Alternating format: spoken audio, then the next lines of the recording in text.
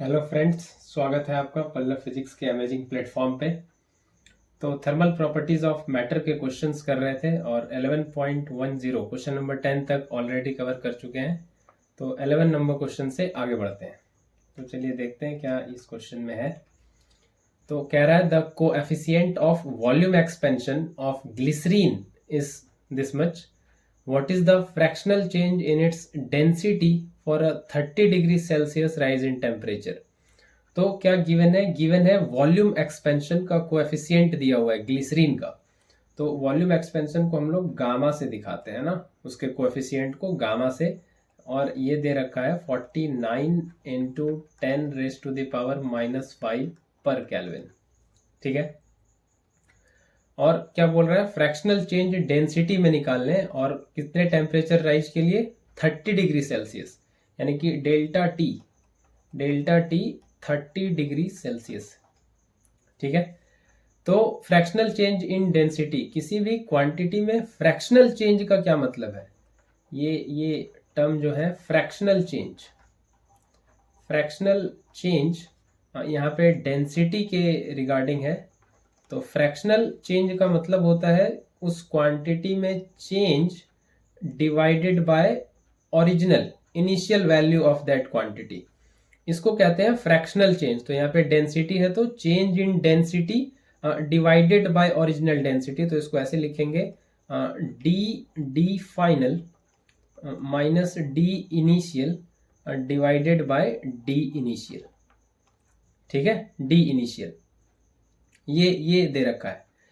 तो इसको फिर इवेलुएट कर लेते हैं। आइए तो इसको थोड़ा और आगे सॉल्व करें। तो ये बनेगा कुछ D final by D initial और minus D initial by D initial. तो आगे देखते हैं इसको। तो ये बनेगा D final by D initial -1।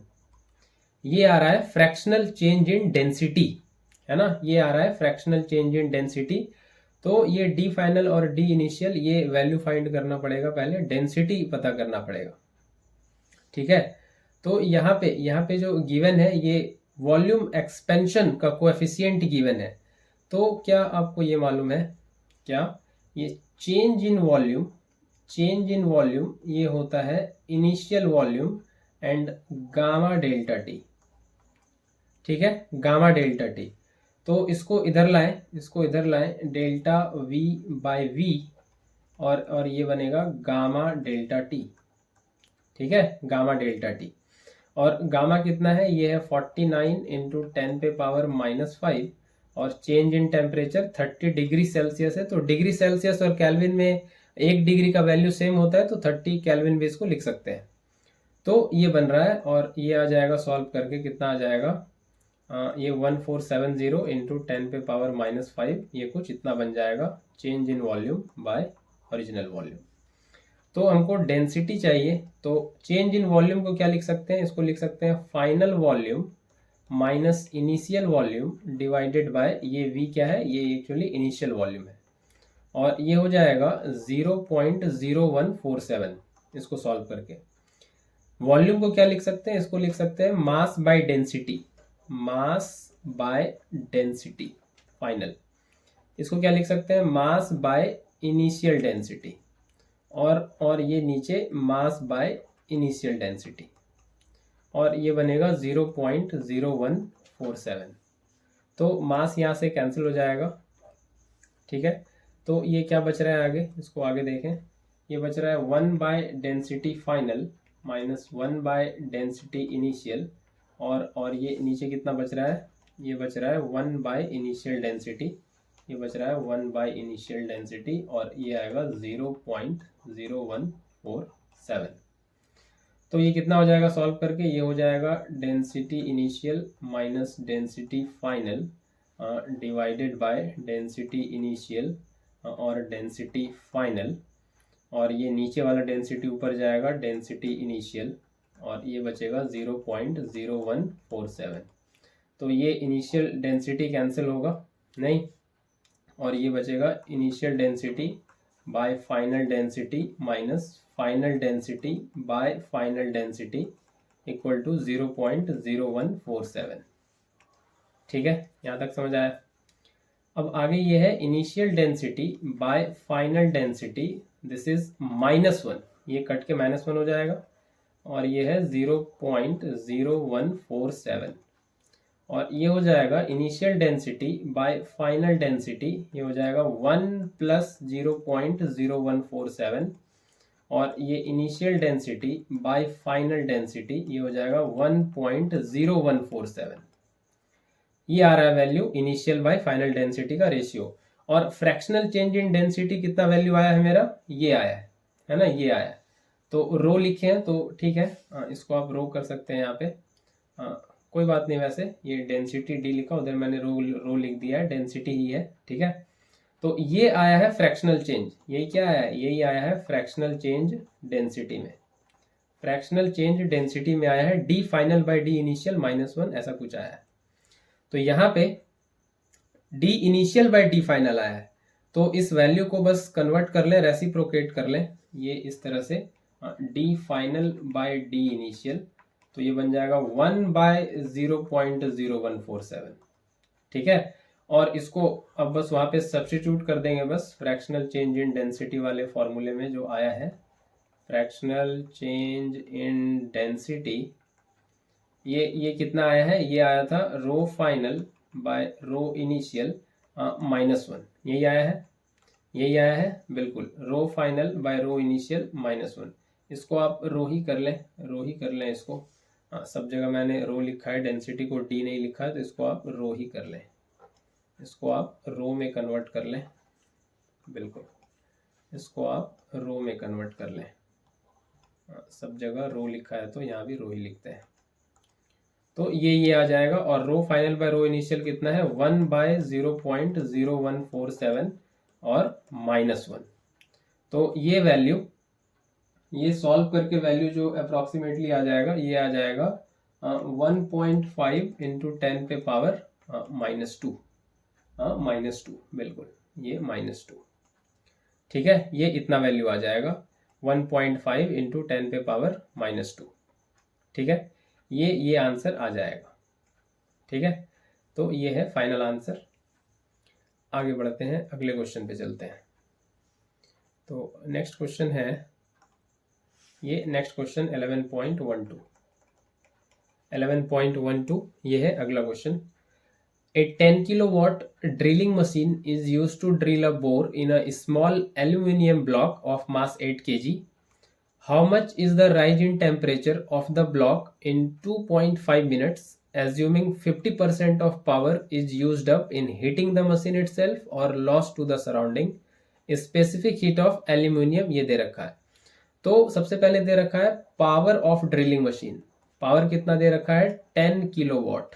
ठीक है, 10 किलोवाट, ये इतना दे रखा है, तो ये हो जाएगा 10 × 10 पे पावर 3 वाट, ये वाट में कन्वर्ट कर लें इसको। और ये एल्युमिनियम ब्लॉक है ना, एक एल्युमिनियम का ब्लॉक है, इसका मास 8 kg है, इसमें एक बोर किया जा रहा है ना, ड्रिलिंग किया जा रहा है इसमें। तो मास कितना दे रखा है ब्लॉक का, ये 8 kg, तो इसको ग्राम में कन्वर्ट कर लें तो 8 × 10 पे पावर 3 ग्राम ये हो जाएगा। तो पूछ रहा है टेम्परेचर में, इस ब्लॉक के टेम्परेचर में कितना राइज होगा, टेम्परेचर कितना बढ़ जाएगा, कितने टाइम में, टाइम दे रखा है 2.5 मिनट, इतने टाइम में। और क्या एजम्पशन है, एजम्पशन ये है कि 50% जो पावर है ड्रिलिंग मशीन का वो वेस्ट हो जा रहा है, या तो मशीन खुद गर्म हो जा रहा है या सराउंडिंग में हीट का लॉस हो जा रहा है। तो पावर लॉस हो जा रहा है थोड़ा, तो नेट पावर यूटिलाइज जो हो रहा है वो कितना है। तो पहले तो ये निकाल लें कि पावर लॉस हो गया कितना, 50%,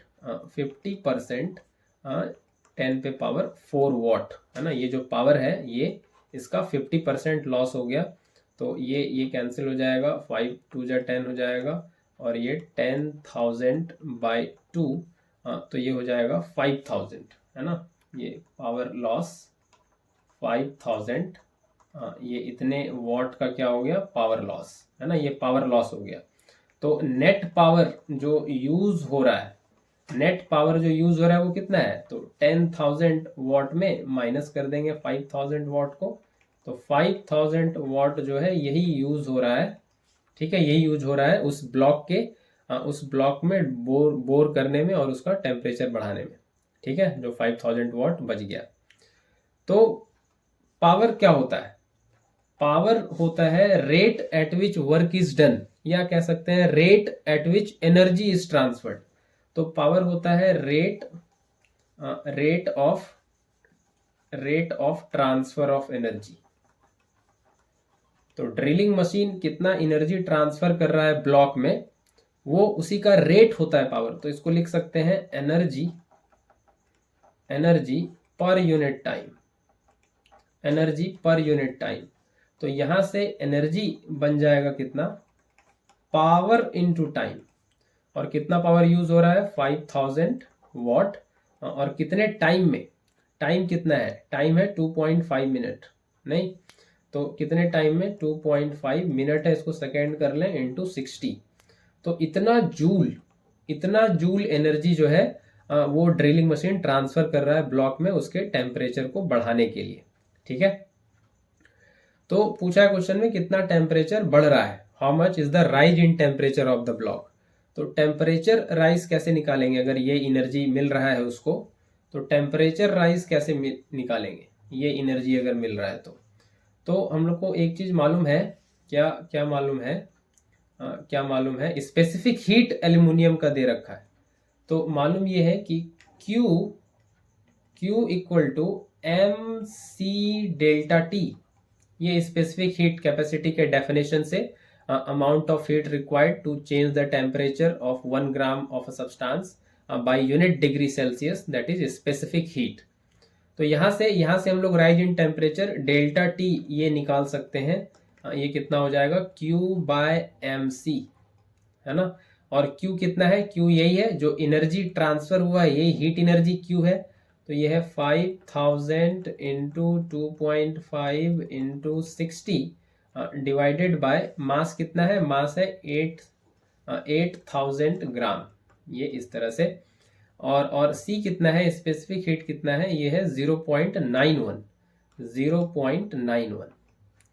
तो ये पूरा अगर आप सॉल्व करेंगे तो ये टेम्परेचर जो आ जाएगा ये अप्रोक्सीमेटली आ जाएगा 103 डिग्री सेल्सियस, ठीक है। ये पूरा सॉल्व करने के बाद 103 डिग्री सेल्सियस अप्रोक्सीमेटली इतना राइज इन टेम्परेचर हो जाएगा उस ब्लॉक का, एल्यूमिनियम ब्लॉक का, ठीक है। तो इस क्वेश्चन का आंसर 103 डिग्री सेल्सियस है। आई होप ये क्वेश्चन आपको समझ आया होगा। आगे बढ़ते हैं अगले क्वेश्चन पे। क्वेश्चन नंबर 13 देखते हैं। तो क्या है question, A copper block of mass 2.5 kg is heated in a furnace to a temperature of 500 degree Celsius and then placed on a large ice block. What is the maximum amount of ice that can melt? तो क्या story है इस question का, एक copper block है सबसे पहले तो ये एक कॉपर ब्लॉक है जिसका मास 2.5 kg है और इसको हीट किया जा रहा है फर्नेस में, है ना। इसको हीट दिया जा रहा है, ठीक है, इसको हीट दिया जा रहा है और कितने टेम्परेचर तक, 500 डिग्री सेल्सियस, 500 डिग्री सेल्सियस तक इसको हीट किया जा रहा है। और फिर इसको क्या किया जा रहा है, आइस ब्लॉक पे रख दिया जा रहा है। एक ऐसे आइस का ब्लॉक है ना, तो इसका टेम्परेचर कितना है, 0 डिग्री सेल्सियस। इस पे इस कॉपर के ब्लॉक को रख दिया जा रहा है। तो कितना आइस मेल्ट हो जाएगा, है ना, क्योंकि ये कॉपर ब्लॉक को गर्म किया गया है तो इसके हीट एनर्जी से ये आइस ब्लॉक मेल्ट करेगा। तो कितना आइस मेल्ट कर जाएगा, ये है इस क्वेश्चन में पूछा गया है। तो सबसे पहले क्या दे रखा है, सबसे पहले मास दे रखा है कॉपर ब्लॉक का 2.5 kg और उसको गर्म किया गया कितने टेम्परेचर तक, 500 डिग्री सेल्सियस तक, है ना। कितने टेम्परेचर तक, 500 डिग्री सेल्सियस।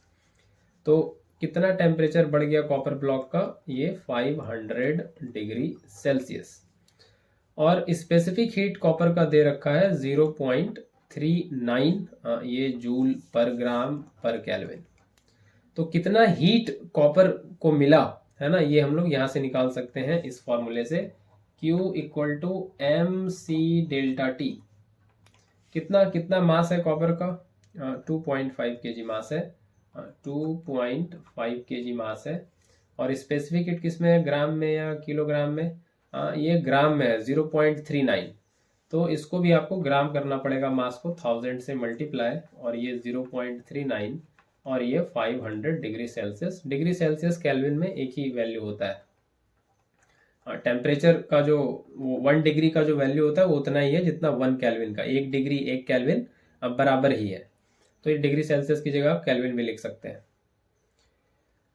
तो ये वैल्यू है ना, ये वैल्यू जितना भी आएगा सॉल्व करके, है ना, ये वैल्यू जितना भी आएगा सॉल्व करके, इसको हम डायरेक्ट अभी जूल लिख रहे हैं, इसको सॉल्व नहीं कर रहे हैं। जो भी वैल्यू इसको सॉल्व करके आएगा, तो यही जो हीट एनर्जी है इस कॉपर ब्लॉक के पास, जो एनर्जी इसके पास है वो फर्नेस से जो इसको हीट एनर्जी मिला, इसी कॉपर ब्लॉक को जब आइस ब्लॉक पे रख देंगे तो क्या करेगा, उस हीट एनर्जी से आइस मेल्ट करने लगेगा।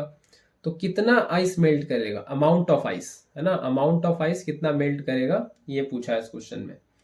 तो ये हीट एनर्जी है और कितना आइस मेल्ट करेगा। तो स्टेट चेंज हो रहा है तो हम यूज करेंगे Q इक्वल्स टू ml। ये एक फॉर्मूला है।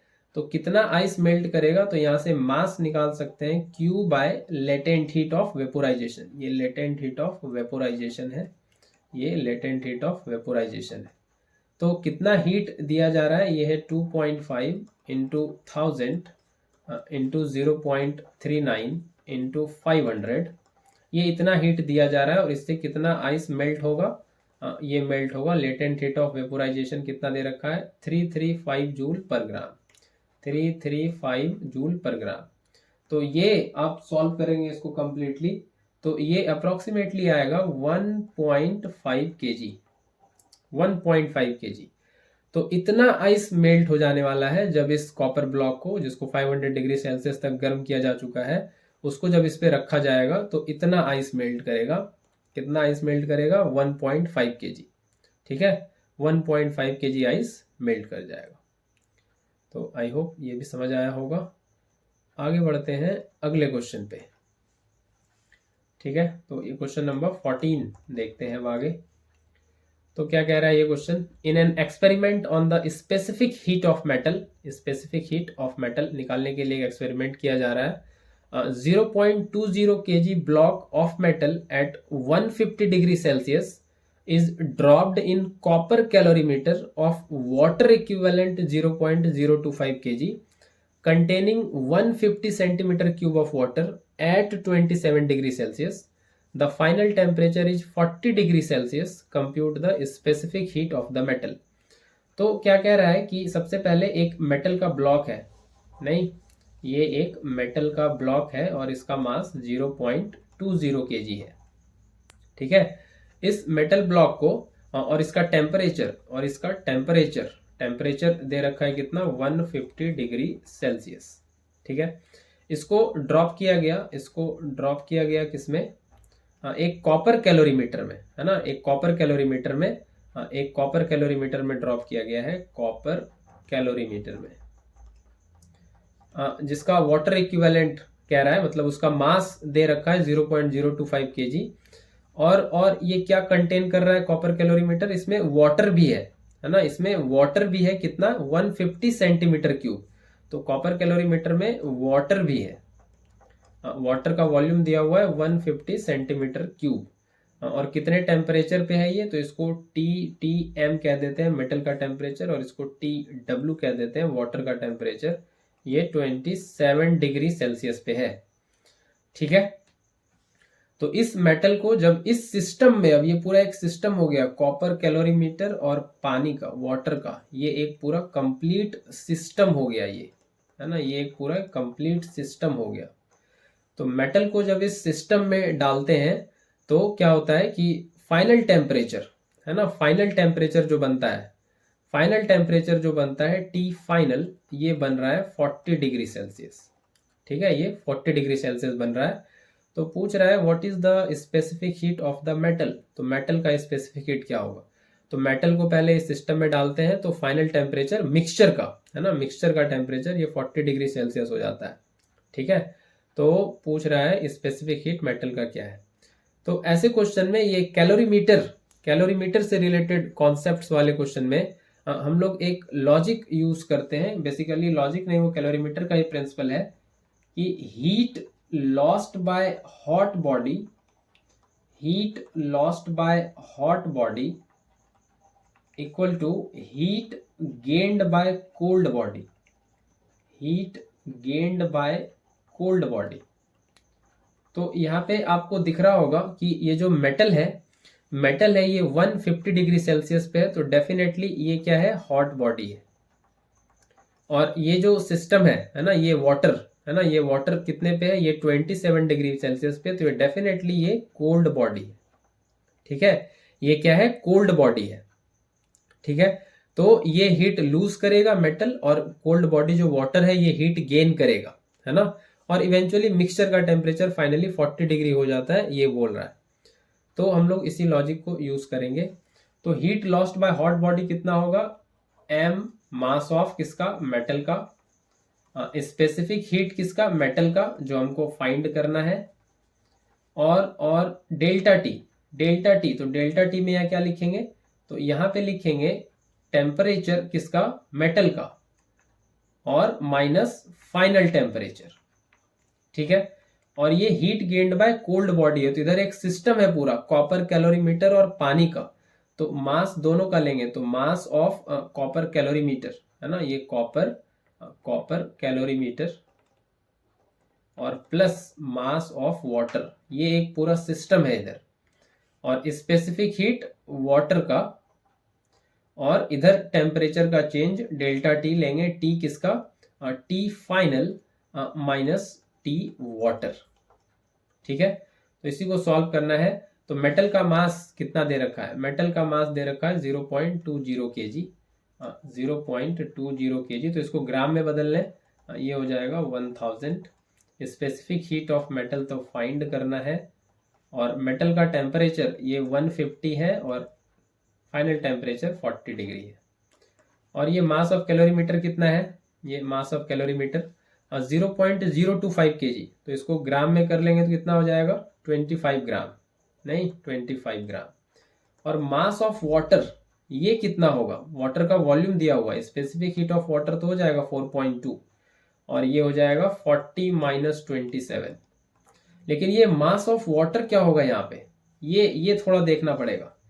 ये मास ऑफ वाटर क्या होगा, ये वाटर का तो वॉल्यूम दिया हुआ है कितना, 150 सेंटीमीटर क्यूब, ये रहा 150 सेंटीमीटर क्यूब, ये वॉल्यूम दे रखा है 150 सेंटीमीटर क्यूब। तो आपको सबसे पहले ये पता होना चाहिए वाटर का डेंसिटी क्या होता है, ये होता है 1000 किलोग्राम पर मीटर क्यूब। मतलब इसको इधर ही समझाते हैं। मतलब ये है कि 1 मीटर क्यूब में जो पानी है उसका मास कितना है, 1000 किलो, है ना। 1 मीटर क्यूब में 1000 किलो पानी है।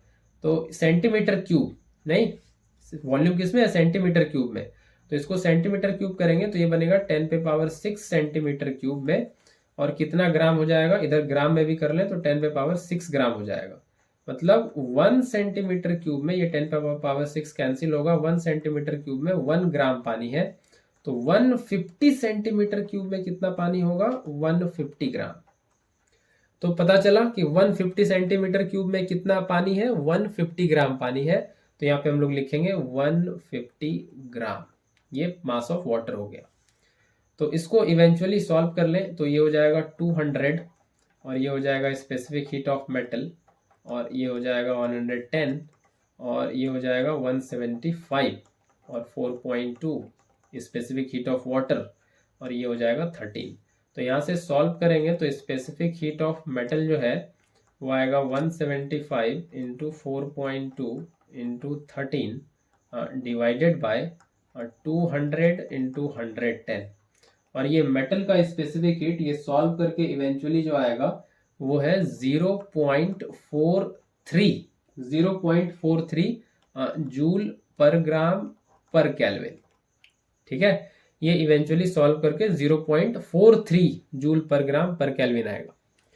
तो इस क्वेश्चन में बेसिकली आपको क्या यूज करना था, क्या लॉजिक यूज करना था, कैलोरीमीटर का कॉन्सेप्ट यूज करना था, heat lost by hot body, ये जो है इसी को कहते हैं कैलोरीमीटर का प्रिंसिपल ऑफ कैलोरीमेट्री भी कहते हैं इसको क्या कहते हैं, प्रिंसिपल ऑफ कैलोरीमेट्री।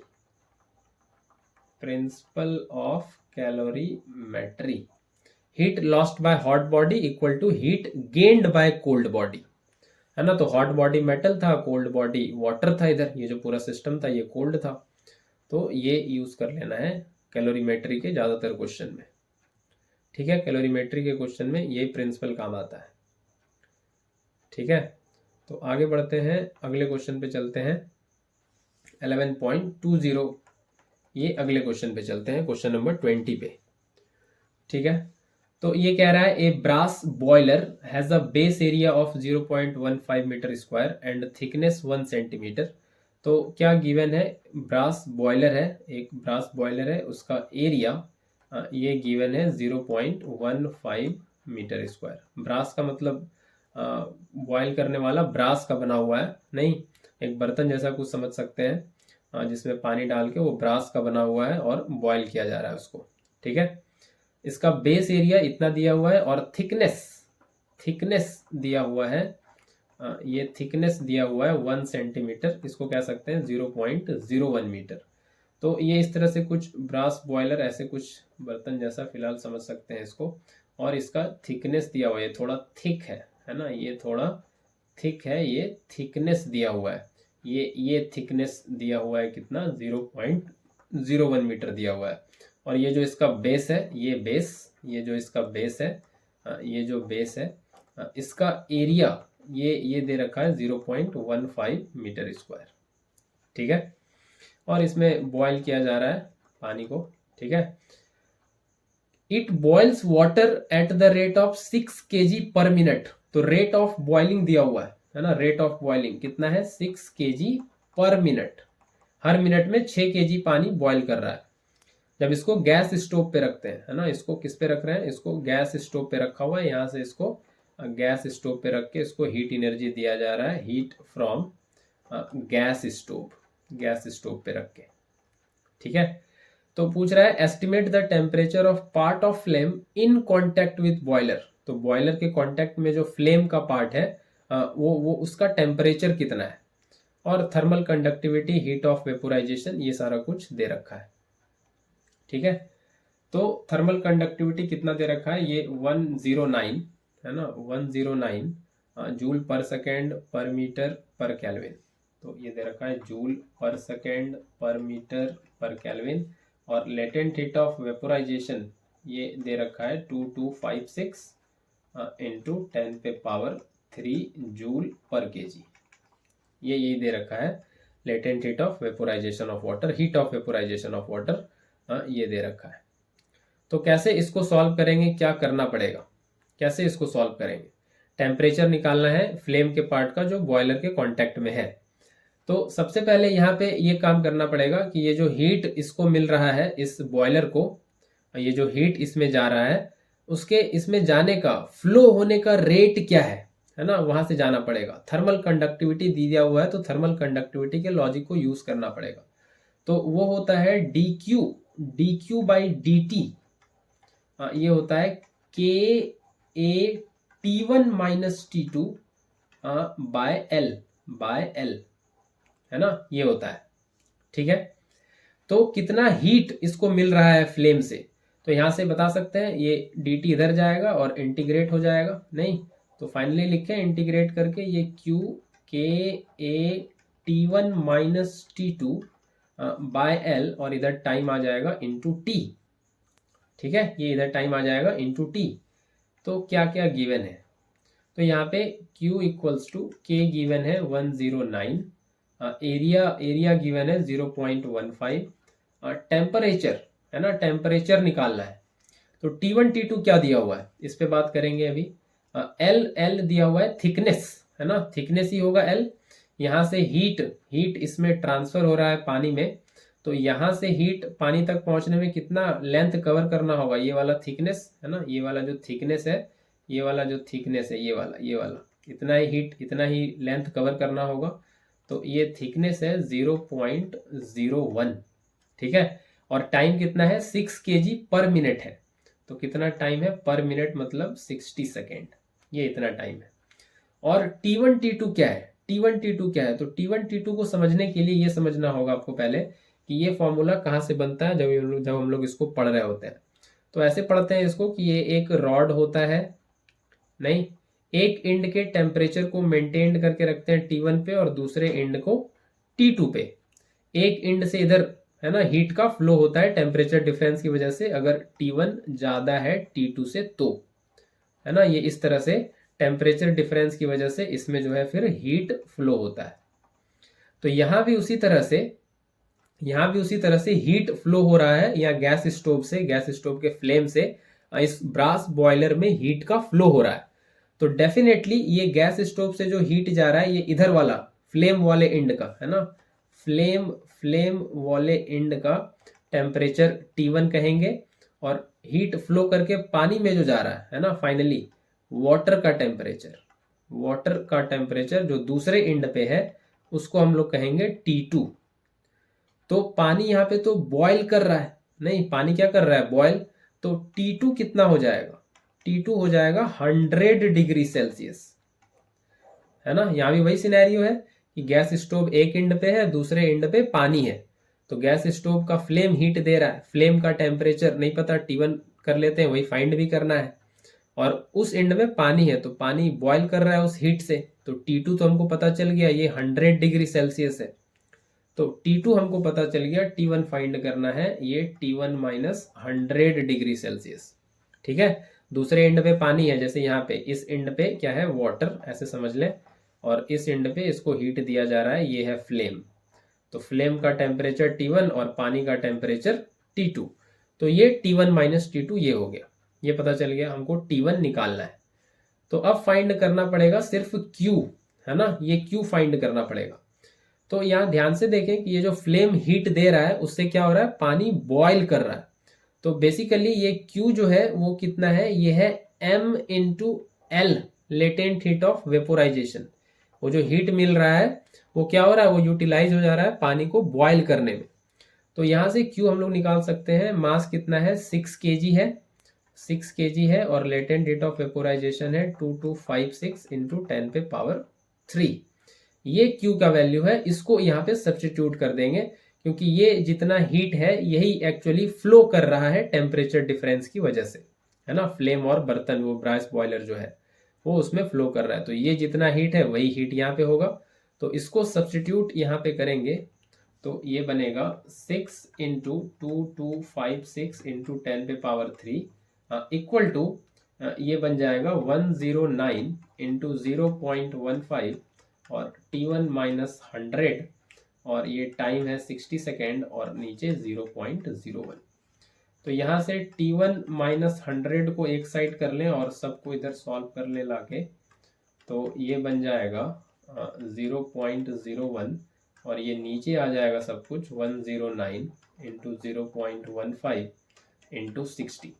और ये फाइनली सॉल्व करके जो आएगा ये अप्रोक्सीमेटली आएगा 137 डिग्री सेल्सियस।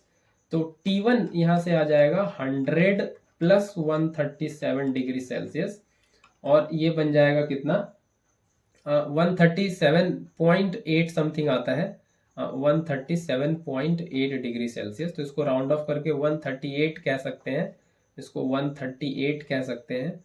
तो ये फाइनली आ जाएगा कितना, ये आ जाएगा 238 डिग्री सेल्सियस। ठीक है, ये कितना आ जाएगा, 238 डिग्री सेल्सियस। तो फ्लेम का जो टेम्परेचर है वो कितना है, 238 डिग्री सेल्सियस, जो बॉयलर के कांटेक्ट में है वो उसका टेम्परेचर कितना है, 238 डिग्री सेल्सियस। तो इसको आपको वैसे सोचना है रॉड की तरह, एक एंड का टेम्परेचर T1 और दूसरे एंड का टेम्परेचर T2, फ्लेम का टेम्परेचर T1 और उस तरफ पानी का टेम्परेचर कितना, T2। ठीक है, तो ये T1 आ रहा है 238 डिग्री सेल्सियस। समझ आया। आगे चलते हैं और आज के आखिरी क्वेश्चन पे बात करेंगे। ये question number 22। A body cools from 80 degree Celsius to 50 degree Celsius in 5 minutes. Calculate the time it takes to cool from 60 degree Celsius to 30 degree Celsius, और सराउंडिंग का टेम्परेचर 20 डिग्री सेल्सियस दिया है। तो आपको आइडिया लग गया होगा ये क्वेश्चन किस टॉपिक से है, ये है न्यूटन्स लॉ ऑफ कूलिंग से। ये क्वेश्चन है न्यूटन्स लॉ ऑफ कूलिंग से, नहीं, क्या कहता है न्यूटन्स लॉ ऑफ कूलिंग? ये कहता है rate of cooling is directly proportional to temperature difference between body and surrounding. जितना ज्यादा टेम्परेचर होगा बॉडी और सराउंडिंग के बीच, वो बॉडी उतना जल्दी कूल होगी, उतना फास्टर कूल होगी, है ना। तो रेट ऑफ कूलिंग इसको कहेंगे कि बॉडी का इनिशियल टेम्परेचर अगर कुछ थीटा आई है और फाइनल टेम्परेचर कुछ थीटा एफ है, और ये रेट ऑफ कूलिंग मतलब कितने टाइम में ये हुआ है। तो ये प्रोपोर्शनलिटी हटा के कांस्टेंट लिख रहे हैं डायरेक्ट से, ये के ये कांस्टेंट हो गया, और बॉडी और सराउंडिंग के बीच का टेम्परेचर, तो theta body minus theta surrounding, ये होता है न्यूटन्स लॉ ऑफ कूलिंग। ठीक है, रेट ऑफ कूलिंग यानी कि इनिशियल से फाइनल टेम्परेचर कितने टाइम में गया, और ये होता है बॉडी के टेम्परेचर का डिफरेंस और सराउंडिंग के टेम्परेचर, ये दोनों का डिफरेंस। ठीक है, ये होता है न्यूटन्स लॉ ऑफ कूलिंग का मैथमेटिकल वर्जन। ठीक है, तो इसी को हम लोग यूज करेंगे इस क्वेश्चन में। तो पहले केस में दिया है कि थीटा आई जो है ये 80 डिग्री सेल्सियस है, और थीटा फाइनल जो है ये कितना है, ये है 50 डिग्री सेल्सियस, और ये कितने टाइम में हो रहा है, ये हो रहा है 5 मिनट में, 5 मिनट में हो रहा है। ठीक है, और सराउंडिंग का टेम्परेचर थीटा एस ये कितना है, 20 डिग्री सेल्सियस। तो इसमें हम लोग न्यूटन्स लॉ ऑफ कूलिंग लगाएंगे। बॉडी का टेम्परेचर घट रहा है, 80 से 50 पे आ गया, बॉडी कूल हो रही है, तो रेट ऑफ कूलिंग जो है वो हम लोग Newton's law of cooling use करेंगे यहाँ पे। तो ये होगा 80 माइनस 50 डिवाइडेड बाय टाइम, ये कितना है 5 मिनट, और ये कांस्टेंट के, और बॉडी का टेम्परेचर कितना लेते हैं, बॉडी का टेम्परेचर लेते हैं हम लोग एवरेज, ये 80 प्लस 50/2, बॉडी का टेम्परेचर क्या लिया जाता है, एवरेज लिया जाता है इनिशियल और फाइनल टेम्परेचर का, माइनस सराउंडिंग जो है 20 डिग्री सेल्सियस। ठीक है, तो ये आ जाएगा 30/5, और ये बन जाएगा के, और ये 65 बनेगा, और -20, तो ये आ जाएगा 6 इक्वल्स टू के, और ये आ जाएगा कितना, ये आ जाएगा 4, और के बनेगा 6/45। ठीक है, के बनेगा 6/45, ये कांस्टेंट के का वैल्यू आ गया। ठीक है, इसी कांस्टेंट के को हम लोग आगे वाले सिनेरियो में यूज करेंगे। तो यहाँ पे आपको बस ये ध्यान रखना है क्या, कि ये जो थीटा बॉडी यहाँ पे लेते हैं, ये एवरेज होता है इनिशियल और फाइनल टेम्परेचर का जो बॉडी अटेन कर रही है। ठीक है, एवरेज वैल्यू लिया जाता है, ना इनिशियल वाला ना फाइनल वाला, एवरेज वाला लेते हैं। तो अब सेकेंड केस में चलते हैं। सेकेंड केस में ये पूछ रहा है टाइम कितना लगेगा अगर 60 डिग्री से 30 डिग्री पे आ जाता है।